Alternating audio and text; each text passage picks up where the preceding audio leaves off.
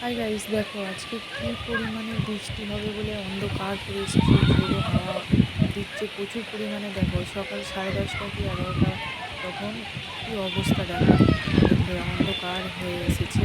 এই খ্যাপা অনেকদিন পর বৃষ্টি ঝড়, এই এত পরিমাণে অন্ধকার হয়ে এসছে এরকম ভাবাই যায় না। দেখো বন্ধুরা, তারপরে দেখো কি অবস্থা।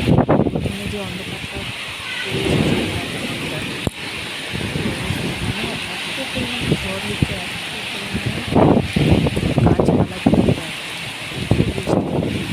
দেখো বন্ধুরা, তো কত পরিমাণে বৃষ্টিটা হচ্ছে, তো সেটাই তোমাদের সামনে আজকে তুলে ধরলাম। দেখো সবাই দেখেছ অবশ্যই, সব জায়গাতেই হয়তো হয়েছে বৃষ্টিটা।